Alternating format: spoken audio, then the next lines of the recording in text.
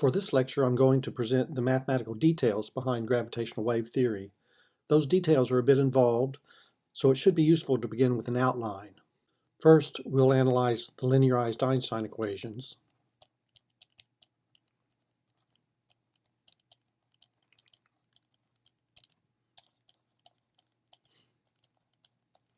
So we take the metric to have the form g mu nu equals eta mu nu, that's the flat metric in Minkowski coordinates, plus a small perturbation h mu nu.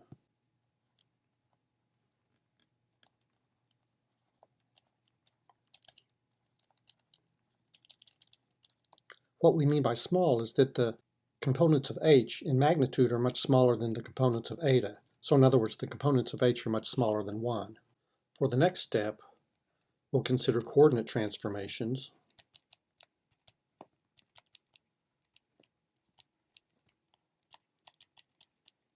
In this context, the freedom to choose coordinates is referred to as a gauge freedom, just like in electromagnetism. So the question that we want to address here is, are the metrics g mu nu, this metric, and some other metric, let's say g mu nu prime, which is also a perturbation of flat space-time, so with the perturbation h mu nu prime, are these physically equivalent?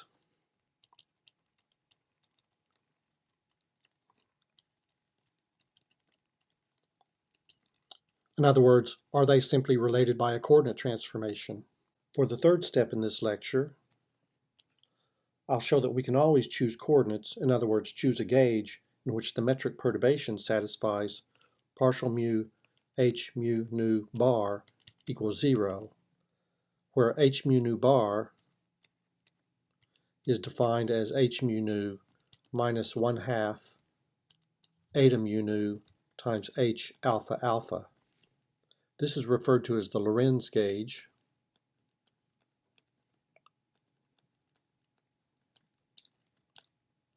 It's the analog of the Lorentz gauge in electromagnetism. And let me remind you of a rule that we established a couple of lectures ago. The indices are always raised and lowered with the flat metric. The flat metric and its inverse, eta upper mu nu. So the indices on h bar here have been raised with the flat metric. Now for the fourth step, we'll consider the linearized Einstein equations.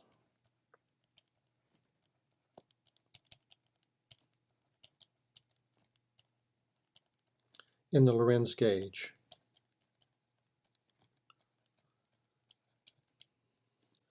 The result is partial mu h bar alpha beta equals minus 16 pi times T alpha beta. T alpha beta is the stress energy momentum tensor, and partial mu is just the wave operator in flat space-time. So each component of h bar, and by the way, h bar is referred to as the trace-reversed metric perturbation. Each component of h bar satisfies a wave equation. In step number 5, we'll specialize the analysis to vacuum regions of space-time.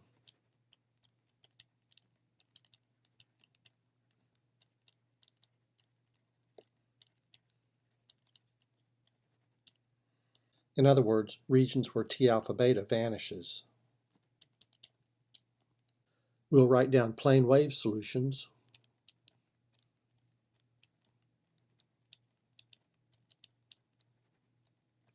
And we'll also discuss how these can be superimposed to form arbitrary radiative solutions in the vacuum regions.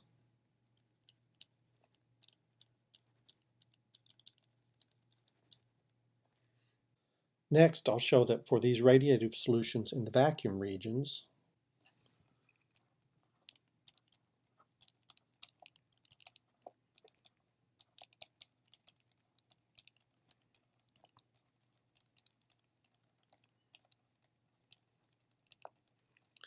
we can further specialize the gauge to what's called the transverse traceless gauge.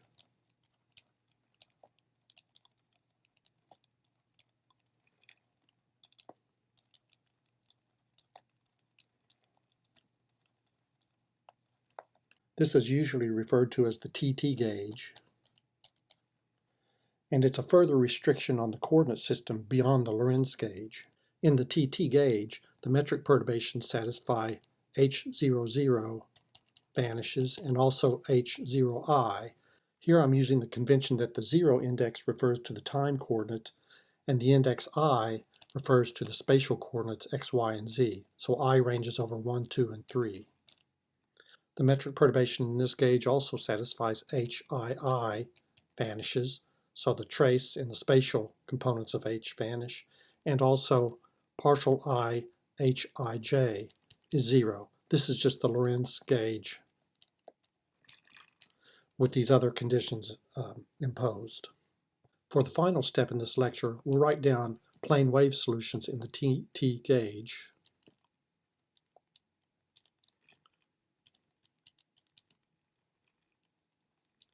And in particular, we'll show that they come in two polarizations called plus and cross.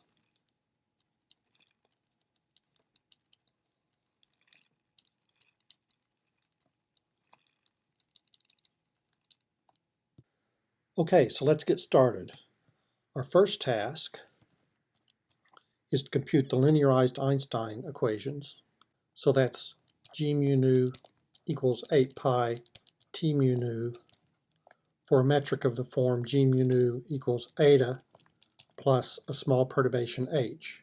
We'll focus on the left-hand side first. Of course, the Einstein tensor is built from the Riemann tensor, which in turn is constructed from the Christoffel symbols, which are constructed from the metric. So this is our metric, and the Christoffel symbols are 1/2 g mu nu times partial alpha g beta nu plus partial beta g alpha nu minus partial nu g alpha beta. Now we need the inverse metric. In the first lecture on gravitational waves, I showed that this is equal to eta mu nu minus h upper mu nu. Remember, the indices on h are raised with the flat metric eta. And there are higher order terms that we're ignoring here, terms that are quadratic in h. So gamma mu alpha beta equals 1/2 eta mu nu minus h mu nu times the derivatives of g, but the derivatives of eta vanish because eta is just constant. So this is partial alpha h beta nu plus partial beta h alpha nu minus partial nu h alpha beta. Since we're carrying out all of our calculations to linear order in h, and this factor is already linear in h, we can drop this term h mu nu. So the Christoffel symbols to linear order in h are gamma mu alpha beta equals 1/2 eta mu nu partial alpha h beta nu plus partial beta h alpha nu minus partial nu h alpha beta.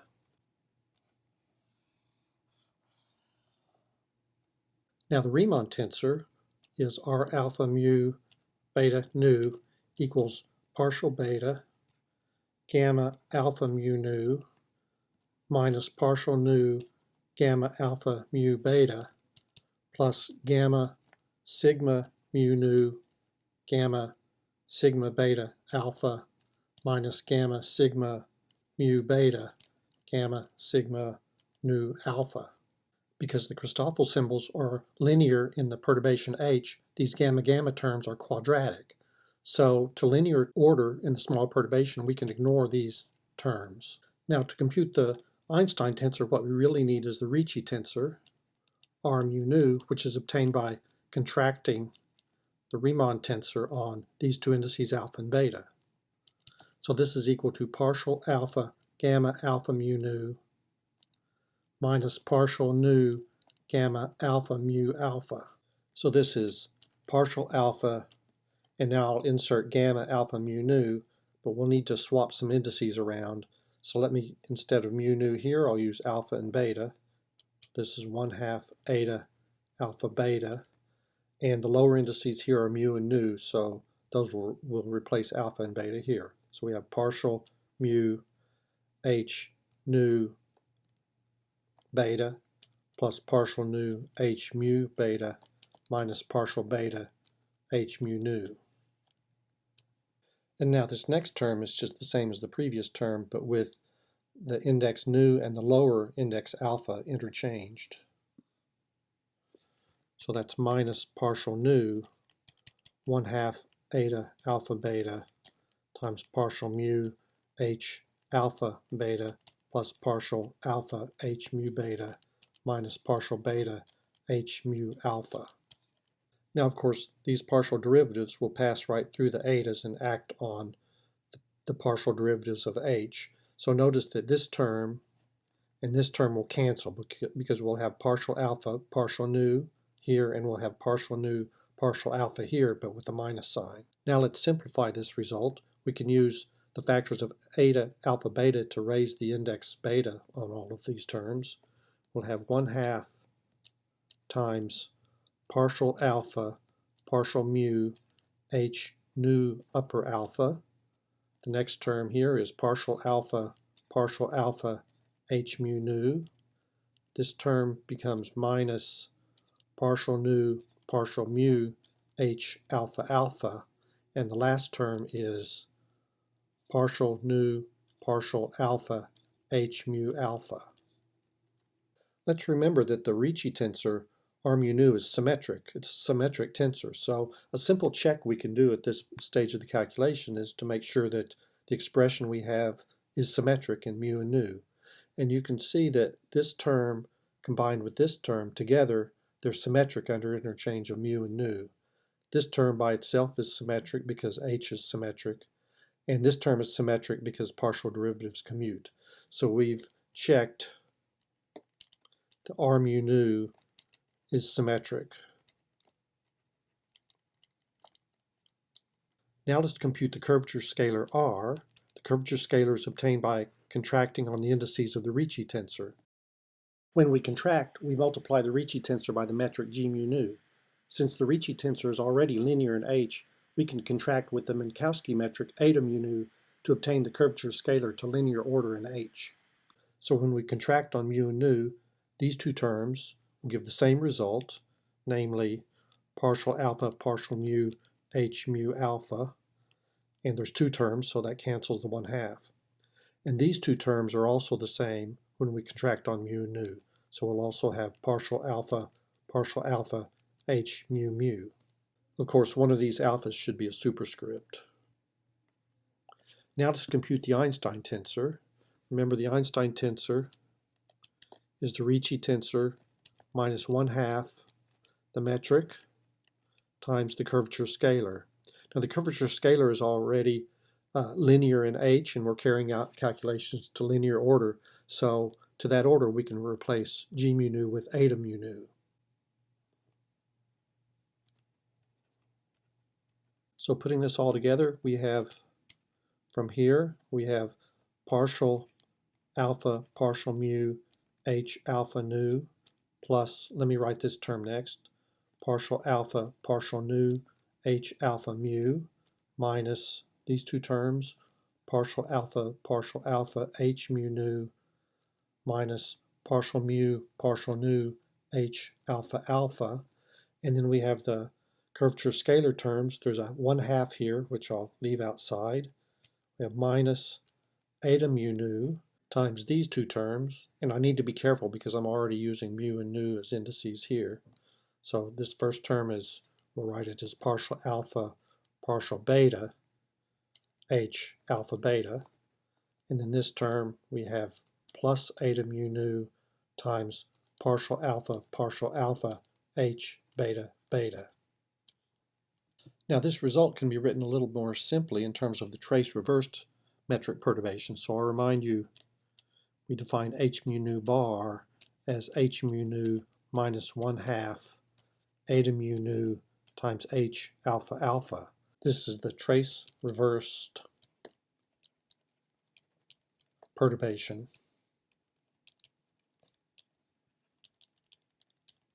And you can show, I'll leave it as an exercise, that h can be written in terms of h bar as h bar mu nu minus 1/2 eta mu nu h bar alpha alpha.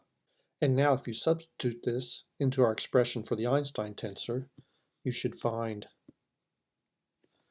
g mu nu equals 1/2 partial mu partial alpha h bar alpha nu plus partial nu partial alpha h bar alpha mu minus partial alpha h bar mu nu minus eta mu nu times partial beta h bar alpha beta. This is the linearized Einstein tensor. So it's the Einstein tensor to linear order in the small perturbation h.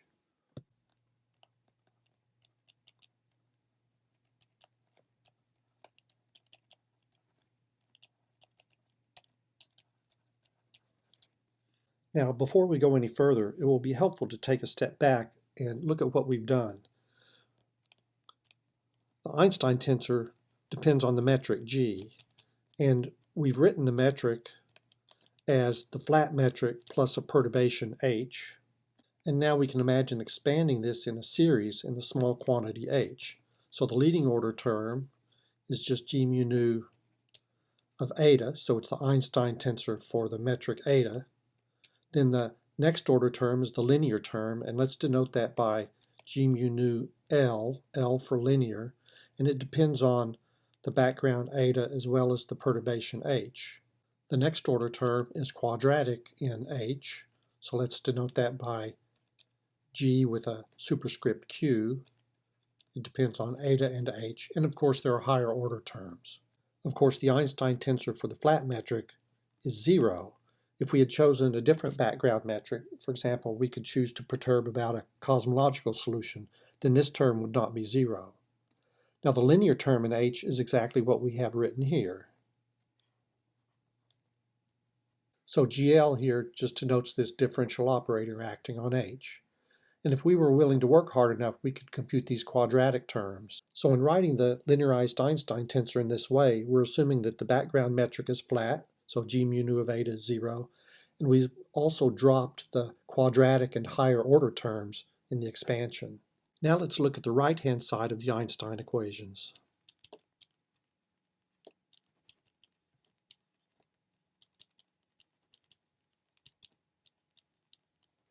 Apart from some constants, the right-hand side is the stress energy momentum tensor, and it depends on the metric, g, as well as matter fields.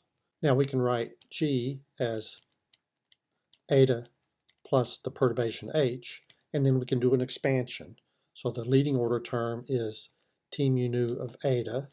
Then there's a linear term, a term that's linear in the perturbation. We'll denote by TL. And then quadratic and higher order terms.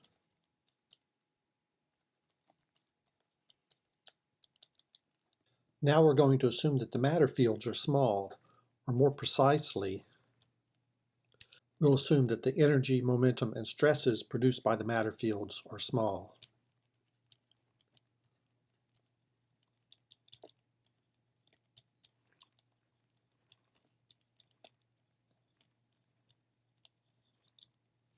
And this makes sense because if the stress energy momentum wasn't small, then the space-time wouldn't be nearly flat. So in terms of this expansion, we're assuming that t mu nu of eta is small. In particular, it's the same order of smallness as the perturbation h. And the linear term in this expansion, TL of eta and h, is the same order as h squared, and so forth. Let me label the terms in these expansions in terms of how small they are.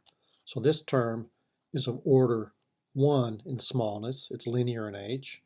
This term is of order 2 in smallness, it's quadratic in h. But for t mu nu, this is the term that's order 1 in smallness. This term, which has an extra factor of h, is order 2. This term is order 3, and so forth.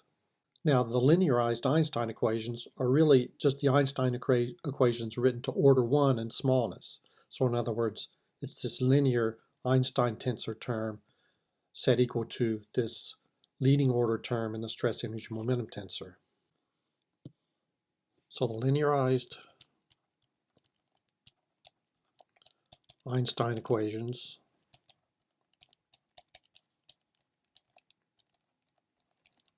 are obtained by equating the linear term in the Einstein tensor to 8 pi times t mu nu of eta.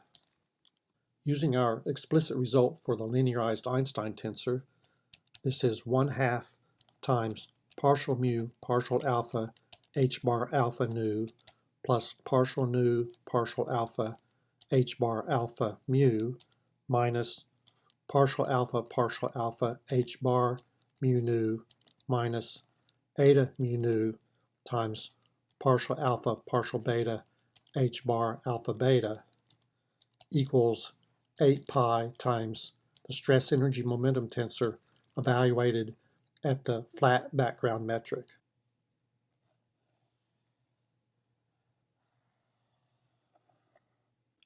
Of course, the detailed expression for the stress energy momentum tensor depends on the choice of matter fields, but one thing we know is that the matter field equations of motion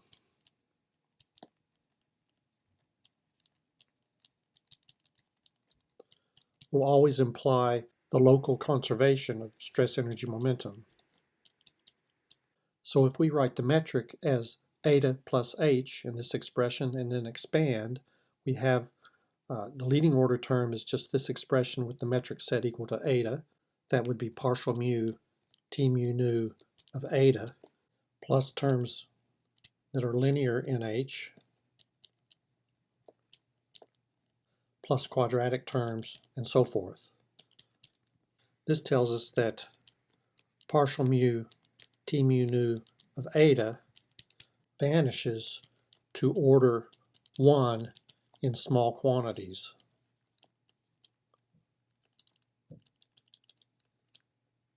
That tells us that if we take the partial derivative of the right-hand side of the linearized Einstein equations and wire the indices together this way, that it should vanish. So for consistency, it must be that differentiating the left-hand side should also vanish. So I'll leave that for you to check, that the partial derivative of the left-hand side, which is the linearized Einstein tensor, does indeed vanish. Of course, this result is just the twice contracted Bianchi identity to linear order in H. Now let's examine the coordinate freedom or gauge freedom of linearized gravity. This is item number 2 from the outline. We want to consider two metrics, g mu nu and g mu nu prime. Both are perturbations on the flat metric. So g mu nu is eta mu nu plus h mu nu. G prime is eta mu nu plus h prime mu nu. And we want to answer the following question. Do these metrics describe physically distinct geometries?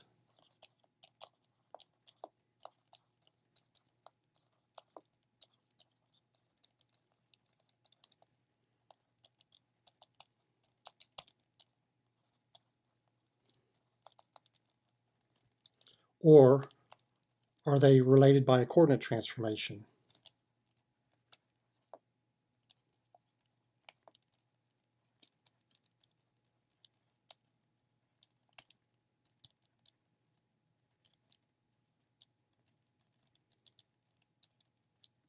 Of course, a general coordinate transformation is defined by giving the unprimed coordinates as functions of the primed coordinates. Since both of these metrics are close to the flat metric eta mu nu, let's look for a coordinate transformation that's close to the identity. In other words, let's write x mu equals, instead of some arbitrary x mu of x prime, we'll write x mu prime, so that's the identity transformation, plus a small quantity xi mu of x prime. So these functions xi mu are small, of the same order as h, or h prime. Now the tensor transformation rule for a type 0,2 tensor like the metric is g mu nu prime equals partial x alpha with respect to x mu prime partial x beta with respect to x nu prime times g alpha beta, where here g mu nu prime is a function of x prime. Of course, x alpha and x beta here are functions of x prime through this coordinate transformation law, and g is a function of x, which in turn is a function of x prime. So we'll write this as g alpha beta of x prime. Now let's write g and g prime as perturbations of the flat metric and write the coordinate transformation in this way as close to the identity. Then we have eta mu nu plus h mu nu prime of x prime equals this factor, which is delta alpha mu plus partial mu c alpha, and that is a function of x prime, times this factor, which is delta beta nu plus partial nu c beta, which is a function of x prime, times this factor, which is eta alpha beta plus h alpha beta, which is a function of x, which in turn is a function of x prime. Now let's simplify. We have delta times eta gives eta mu nu. We have this delta times h gives h mu nu of x and x prime. Then we have this term times delta times eta gives partial mu c nu of x prime. This term times this delta times eta gives partial mu c nu of x prime. And then we have higher order terms that are quadratic and higher in small quantities.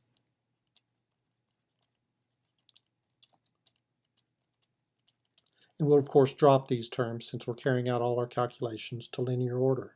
As you can see, the etas cancel on each side of this equation, and what we're left with is h mu nu prime of x prime equals h mu nu of x prime plus partial mu c nu of x prime plus partial nu c mu of x prime. Recall that x and x prime are related by x mu equals x mu prime plus some small functions c mu of x prime. So to leading order, x mu is approximately x mu prime. Since each one of the terms in this expression are linear in small quantities, we can evaluate at either x or x prime. In other words, to leading order, h mu nu prime of x equals h mu nu of x plus partial mu c nu of x plus partial nu c mu of x. And we'll usually write this as simply h mu nu prime equals h mu nu plus partial mu c nu plus partial nu c mu. This is referred to as the gauge transformation for linearized gravity.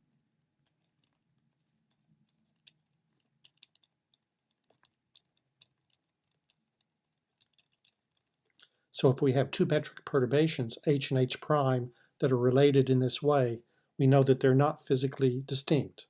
In other words, they describe the same space-time geometry.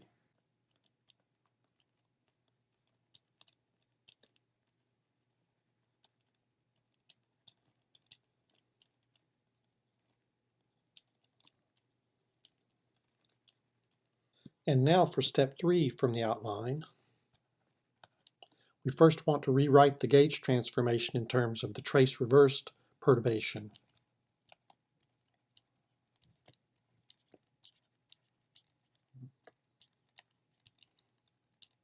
Let me remind you that the trace-reversed perturbation, h mu nu bar, is defined by h mu nu minus 1/2 eta mu nu times h alpha alpha. And the reason it's referred to as the trace-reversed perturbation is because the trace of h bar, so h bar alpha alpha, is equal to minus the trace of h. Given this definition and the corresponding definition for the perturbation h prime, it's not hard to show that this gauge transformation can be written as h bar mu nu prime, that's the trace-reversed version of h prime, equals h mu nu bar plus partial mu xi nu plus partial nu xi mu minus eta mu nu times partial alpha xi alpha. Now let's raise the indices on this equation and compute partial mu h mu nu bar prime. So that will equal partial mu h mu nu bar plus, here the first term we have is partial mu xi nu. And for these next two terms, well, let's just go ahead and write those out. We have partial nu xi mu minus the partial mu contracted with eta upper mu nu gives partial upper nu. Then we have partial alpha xi alpha. You'll notice that these last two terms cancel. We can reverse the order of partial mu and partial nu, and then partial mu xi mu is the same as partial alpha xi alpha. Now this equation has the form partial mu xi nu equals some other terms. Let's just call these the source terms, where partial mu is the flat space wave operator.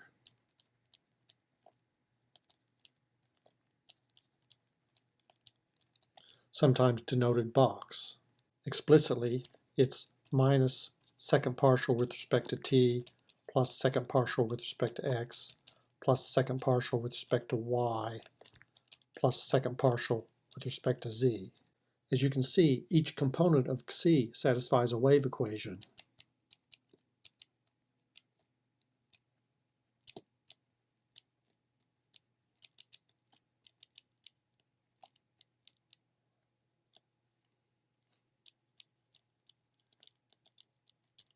And we know how to solve the wave equation. For example, equations of this form are solved quite frequently in the study of electromagnetism. For now, we don't need to write down the solutions explicitly. We just need to know that solutions exist. In fact, there are multiple solutions for a given source.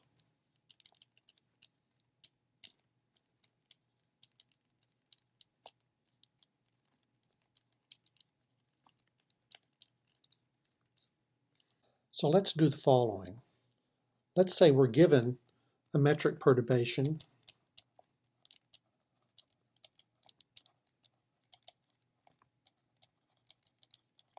some h mu nu, and then let's define xi mu as a solution partial mu xi nu equals minus partial mu h bar mu nu. So we have the wave operator acting on the components of xi equals a source, and the source is built from the trace reversed version of this metric perturbation h. We know there are many solutions to this equation, so we just pick one. Then we use this xi to define a new set of coordinates.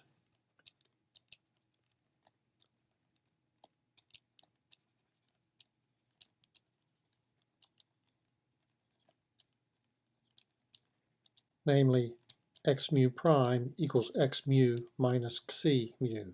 Then the metric in the new coordinates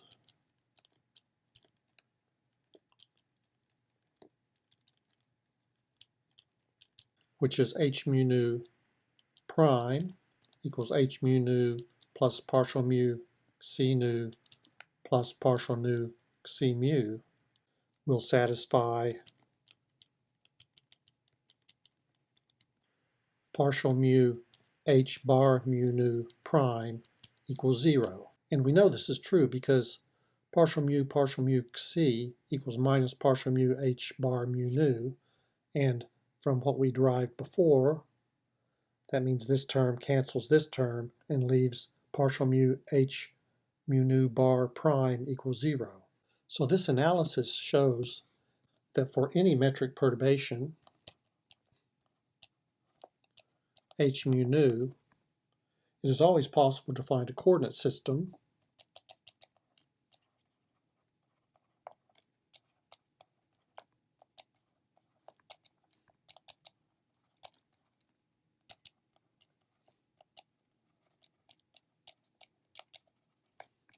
in which partial mu h bar mu nu equals 0. And this is referred to as the Lorentz gauge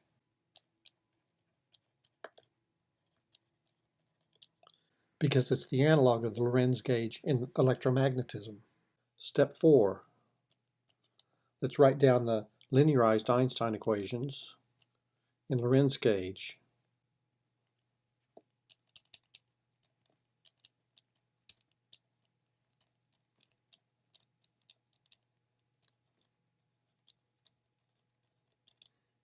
In the Lorentz gauge, anytime we have a partial derivative acting on h bar with indices wired together this way, that combination equals 0. So let's scroll back and look at the linearized Einstein equations. Here they are. Notice we have that combination here. This partial alpha h bar alpha nu vanishes in the Lorentz gauge. This term vanishes in the Lorentz gauge, and also this term vanishes. The only term that's non-zero is this term right here. And we have an overall minus 1/2 on the left-hand side, and that's equal to 8 pi times the stress energy momentum tensor.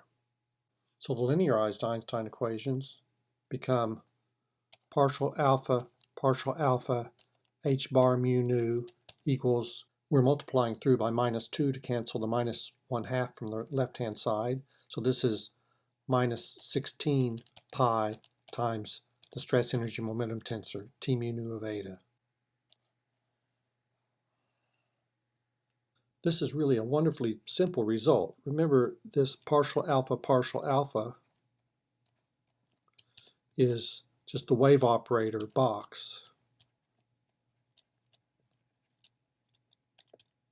So this equation shows that each component of the traceverse metric perturbation satisfies a wave equation.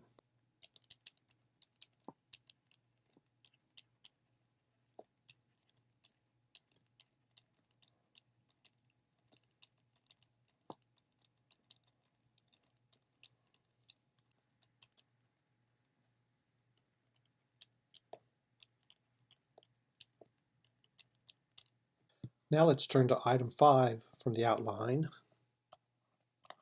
and restrict our attention to vacuum regions of space-time. So we'll consider vacuum regions.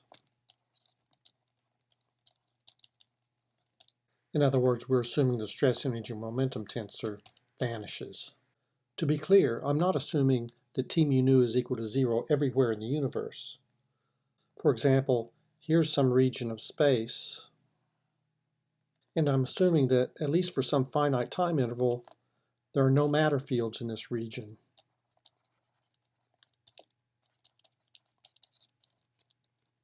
But there might be matter fields outside this region. For example, we could have a pair of neutron stars orbiting about one another and emitting gravitational waves that propagate through our vacuum region. So these are gravitational waves.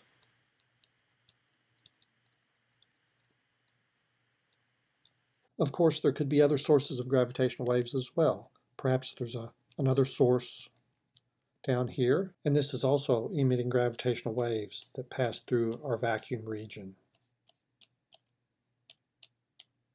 What I want to consider now is the radiative or wave-like solutions to the linearized Einstein equations in this region. Note that there can be non-radiative solutions as well.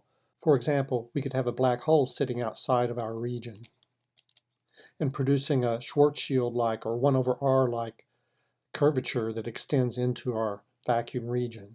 So that would be an example of a non-radiative type solution. And by the way, we can't place the black hole inside our region, not because T mu nu is not 0, there's no matter fields associated with the black hole, but we can't put it inside our region because we're assuming that the gravitational field is weak. In other words, it's a small perturbation on the flat background. Having a black hole inside our region would violate that assumption. So we'll now focus on the radiative or wave-like solutions.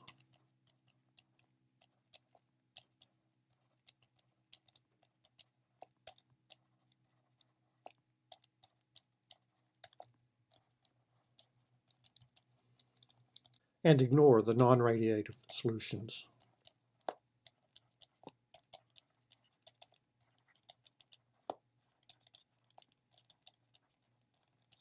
So in the picture I drew above, we would need to assume that the black hole is far enough away from our vacuum region that we can ignore its effect on the curvature.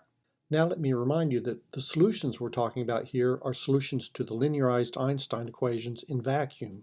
So partial alpha, h bar mu nu equals 0, and h bar must satisfy the Lorentz gauge, so partial mu h bar mu nu equals 0.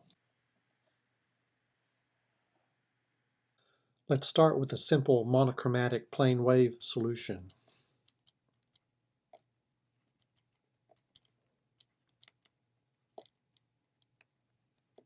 So let h bar have the form some amplitude a mu nu times e to the I times k dot x. Here a is a complex amplitude,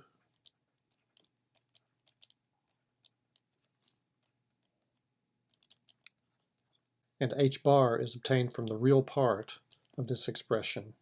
In the argument of the exponential we have k dot x, where k is the wave vector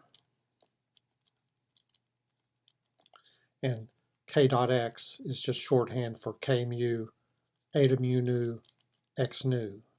Now each component of h bar satisfies this wave equation, so we have 0 equals partial alpha h bar mu nu.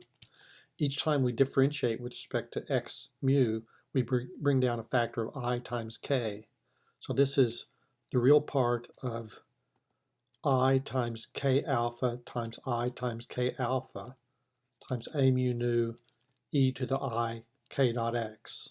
And since the wave vector is real, this is just minus k dot k times the real part of a mu nu times e to the I kx. This tells us that the wave vector must be null.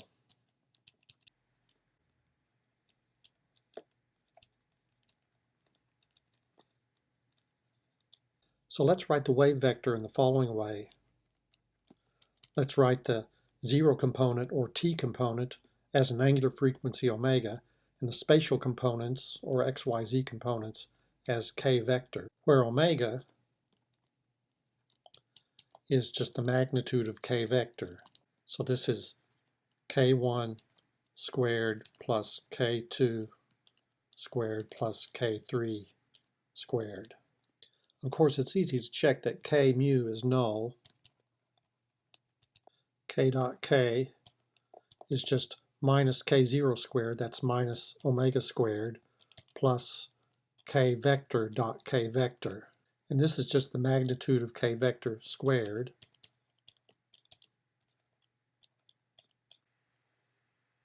So all of this equals 0 by the definition of omega. Notice in this calculation I've used the dot in two different ways. The dot here is a dot product between 4 vectors. The dot here is a dot product between 3 vectors. And using the index notation ki in place of k vector, where I ranges over 1, 2, and 3, we can write the magnitude of k vector squared equals k vector dot k vector equals ki with a sum over I. By the way, you might notice that this condition, that the 4 vector k is null, is also satisfied if omega is equal to minus the magnitude of k vector. We've chosen omega to be the positive root plus the magnitude of k vector here. There's no loss of generality. We're just choosing our 4 vector k to be future pointing in the sense that its 0 component is positive. Now let's write down our monochromatic plane wave. Here's the form. We have k dot x, which is k mu eta mu nu x nu, which is minus k0, k0 is omega, times x0, x0 is t, plus k vector dot x vector. Of course, x vector is x1, x2, x3, or xyz, and we can also denote that by xi. Now if we put all this together, we find that our monochromatic plane wave is given by h bar mu nu equals the real part of an amplitude a mu nu times e to the I k vector dot x vector minus omega t. So far we've only imposed the wave equation.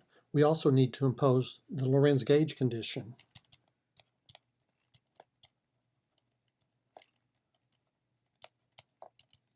That's 0 equals partial mu h bar mu nu. Let's write this out explicitly. First, for the index nu equals 0, we have 0 equals the real part of the following. There's a sum over mu in here, and so we first differentiate with respect to x0, in other words, with respect to t. When we differentiate with respect to t, it brings down a factor of minus I omega. So this is minus I omega times a0, and the index nu is equal to 0. And this is all multiplied by the exponential, which I'll put out here, e to the I k vector dot x vector minus omega t. Now the sum over mu includes a sum over the spatial coordinates. So when we differentiate with respect to x vector, it brings down a factor of I times k vector. So this is I, k, I, ai, and the second index on a is 0. And now let's choose our free index nu to be a spatial index, j. This gives 0 equals the real part of differentiating with respect to t. We have minus I omega a0, and the second index is j. And then differentiating with respect to the spatial coordinates, we have plus I ki times ai, and the second index is j. And all of that's multiplied by the exponential factor. These equations tell us that the components of the amplitude A are not arbitrary. They must satisfy A00 equals ki over omega times ai0, and a0j equals ki over omega times aij. Of course, the amplitude A is symmetric in its indices, so that tells us that ai0 is given by this expression, just with indices shuffled around a little bit. So this is equal to ki over omega times kj over omega times aij. Now remember, omega is the magnitude of k vector, so each one of these factors, ki over omega, is just a unit vector. So we can use the notation k hat I for ki over omega, and this is a unit vector in the direction of propagation.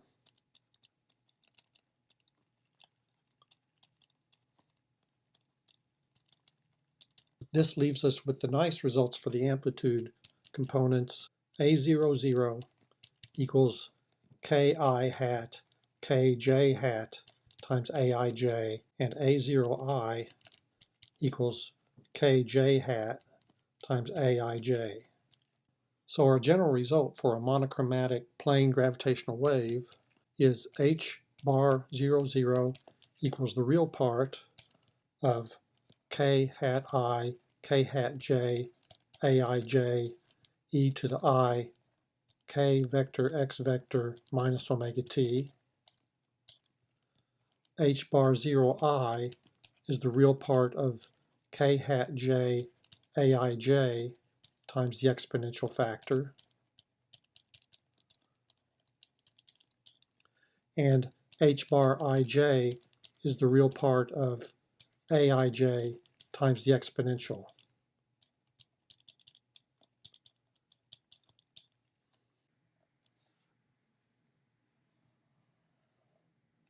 This is a monochromatic plane wave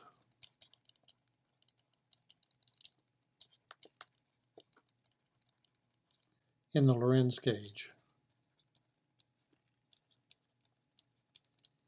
And now we can superimpose these plane wave solutions to obtain arbitrary radiative solutions in the vacuum region.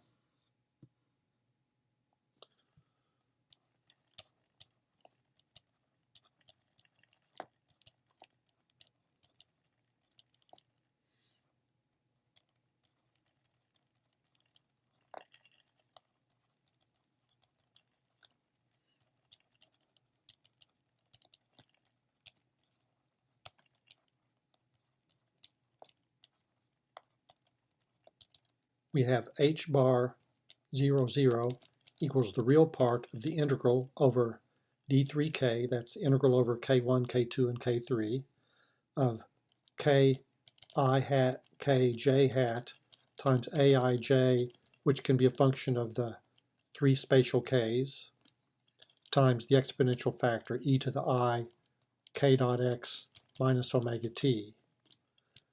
H bar 0I is the real part of the integral over k of k hat j aij, which is a function of k, times e to the I k dot x minus omega t. And finally, h bar ij is the real part of the integral d3k aij of k e to the I k vector dot x vector minus omega t. And remember, in all of these expressions, the angular frequency omega depends on k. So omega is defined as the magnitude of the vector k.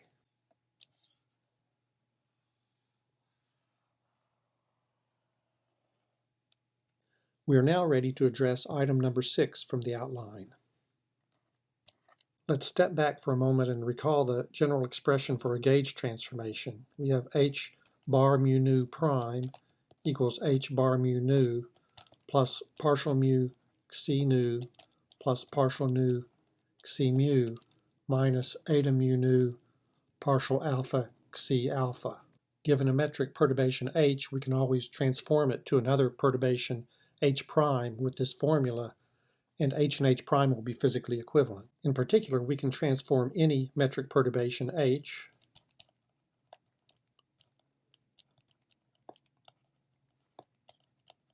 into the Lorentz gauge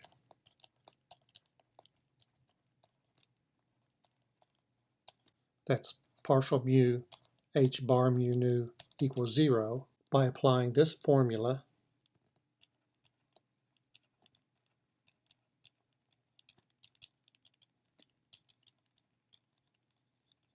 the formula above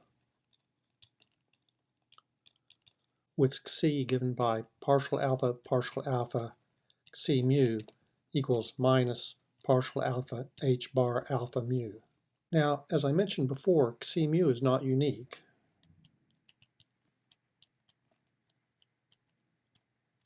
In fact, we can always add to xi mu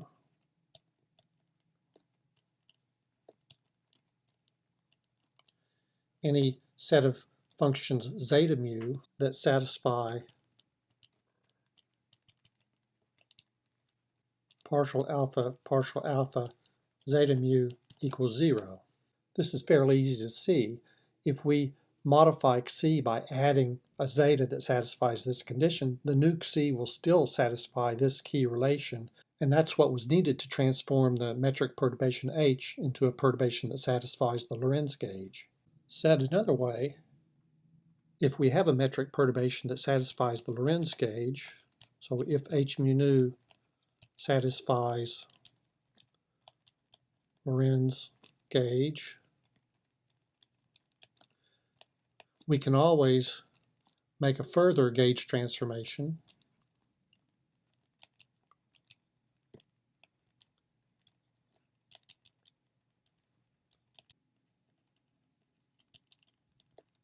zeta.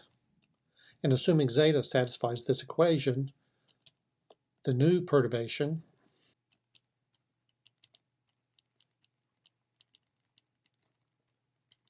will also satisfy Lorentz gauge. So let's use this freedom to simplify our general radiative solution even further. Here's the general solution in the Lorentz gauge, and now let's choose a zeta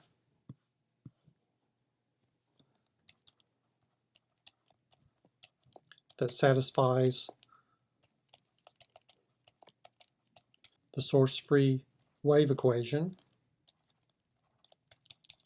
We know how to solve this equation. The general radiative solution is zeta equals integral d3k some amplitudes, which we'll call c mu of k, times e to the I k vector dot x vector minus omega t. And as before, omega is just shorthand for the magnitude of k vector. And of course, we need to take the real part of this expression. Let's once again write down the gauge transformation, this time for zeta. We have h bar mu nu prime equals h bar mu nu plus partial mu zeta nu plus partial nu zeta mu minus eta mu nu times partial alpha zeta alpha. Now let's consider the ij component of this transformation and insert the wave solutions for h bar prime, h bar, and zeta.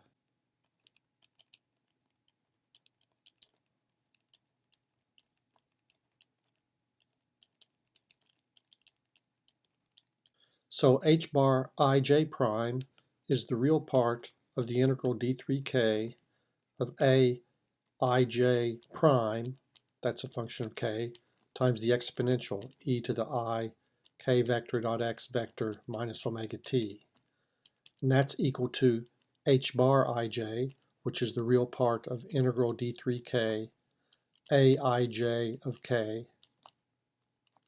e to the I k dot x minus omega t plus this expression, which is the real part of integral d3k. Now, when we differentiate zeta with respect to xi, it brings down a factor of I times ki. So we have I times ki times cj, which is a function of k, plus I times kj times ci, which is a function of k. And then for these terms, we have minus delta ij times partial alpha with respect to zeta alpha.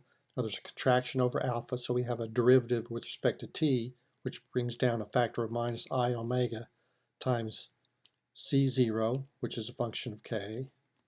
And then the differentiation with respect to the spatial coordinates is I times k dotted with c. So let's write that as k vector dot c vector. And the c's are functions of k. And all of this is times the exponential e to the I k dot x minus omega t. And now we can strip away the integrals over k and cancel the exponentials. And what we find is aij prime, and I won't bother to write the functional dependence, so all the a's and c's depend on k. So aij prime is equal to aij plus I, there's a common factor of I in all of these terms, times ki cj plus kj ci minus delta ij times minus omega c0 plus k vector dot c vector. So given a set of amplitudes, the aij's, that define a metric perturbation in the Lorentz gauge, we can always transform those into another set of amplitudes, the aij primes, that define a physically equivalent metric perturbation also in the Lorentz gauge. So we can now use this freedom to restrict the form of the amplitudes. With this in mind, let's write down some of the consequences of this relation. First, let's contract with k hat, say on the second index. So k hat j aij prime equals k hat j aij, and I think I'll leave it to you as an exercise to work out the details. This is equal to I times omega ci plus ki c0. And the second consequence comes from taking the trace of this expression. So we have aii prime, and I'll just leave both indices up. It doesn't matter for the spatial indices whether they're up or down, equals aii, and again I'll leave it as an exercise to work out the details, but this is equal to I times 3 omega c0 minus k dot c. So here we have 3 equations plus 1 equation. That's a total of 4 equations. And we have 4 functions, C0 and Ci. So we can always choose these functions, the C's, C0 and Ci, such that k hat j a I j prime equals 0, and also the trace a I prime is equal to 0. So again, I'll leave this as an exercise to show that C0 and Ci are given by I omega C0 equals minus 1/4 times AII plus k hat I, k hat j, aij, and I omega Ci is equal to 1/4 k hat I times ajj plus k hat j, k hat k, ajk minus k hat j, aij. The important point of this analysis is to recognize that we can always choose coordinates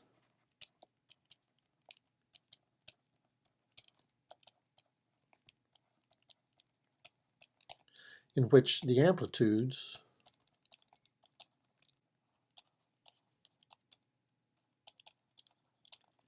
for radiative solutions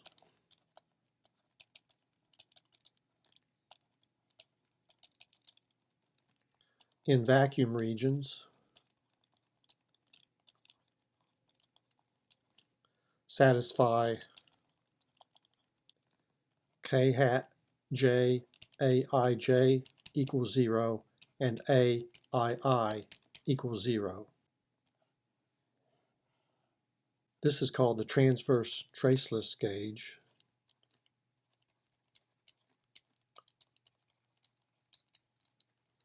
or TT gauge. In particular, this equation says that the amplitudes are transverse to the direction of propagation given by k hat, and this equation says the amplitudes are traceless. Now, one immediate consequence of the transverse condition is that k hat I, k hat j, aij is equal to 0. If we return to our expression for the trace reversed metric perturbation in Lorentz gauge, we see that h bar 0, and h bar 0I both vanish in the TT gauge. So in the TT gauge,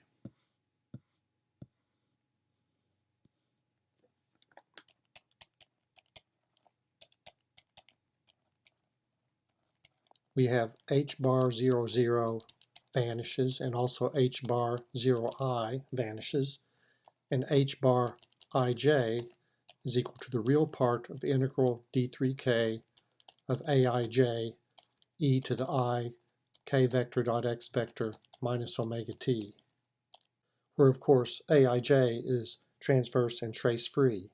Now notice that h bar mu nu is trace free in this gauge, and that tells us that reversing the trace has no effect. In other words, the metric perturbation h mu nu is equal to the trace reversed metric perturbation h bar mu nu. As a result, we can write the general radiative solution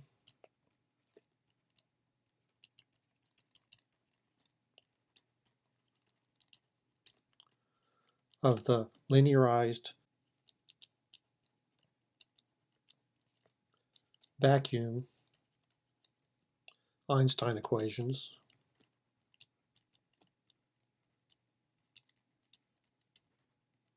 as h00 equals 0, h0I equals 0, and hij equals the real part of the integral d3k aij of k times e to the I k dot x minus omega t. And this is, of course, in the TT gauge. So the amplitude is transverse and trace-free. And as always, omega is shorthand for the magnitude of k vector.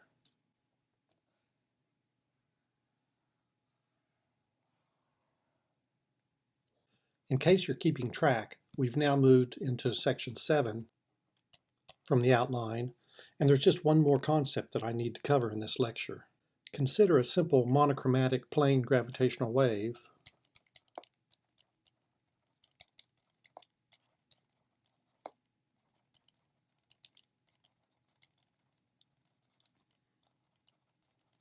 in the TT gauge.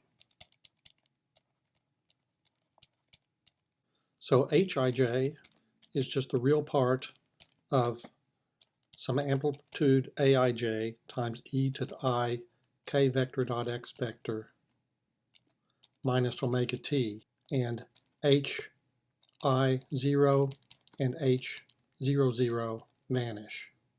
Here, k is the three-dimensional wave vector. It determines the direction of propagation of the plane wave, and omega is the angular frequency. As always, that's the magnitude of k vector, and Aij is transverse and trace-free. Now, a symmetric 3x3 matrix like Aij normally has 6 independent components, but the transverse and trace-free conditions place 3 plus 1 equals 4 restrictions on these components. As a result, Aij has only 2 independent components.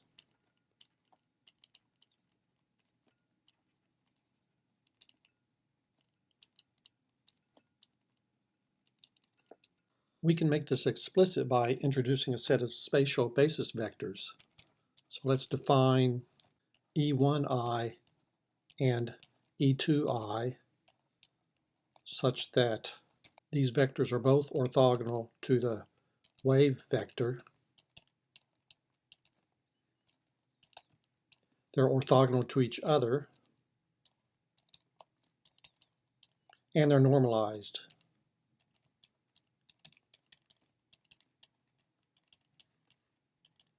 Then we can write the transverse traceless amplitude A as some constant A plus times E1i E1j minus E2i E2j plus another constant A cross times E1i E2j plus E2i E1j. Here, the 2 independent components of Aij are A plus and A cross.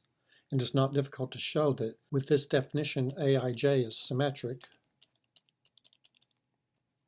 It's transverse, and it's trace-free.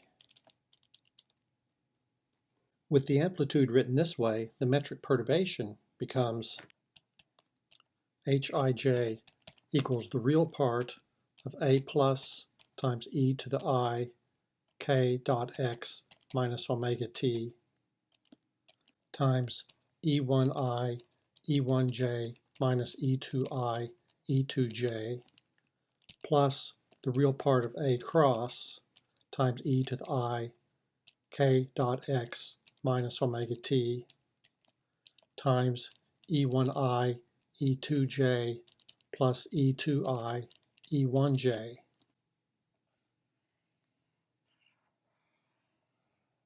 This result shows explicitly that gravitational waves come in 2 polarization states, the plus polarization and cross polarization.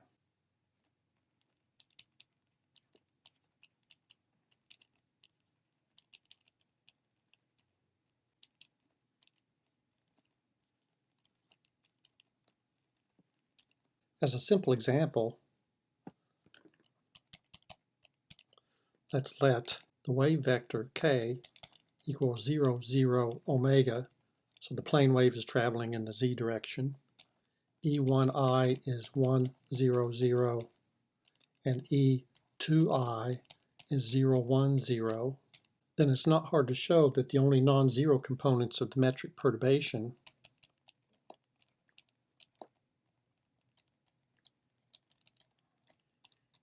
the non-zero components are hxx equals minus hyy. Of course, it doesn't matter whether I write these spatial indices as superscripts or subscripts. This is equal to the real part of a plus times e to the I omega z minus t. And hxy equals hyx is the real part of a cross e to the I omega times z minus t. You can easily check that the example gravitational wave that I used for the previous 2 lectures on gravitational waves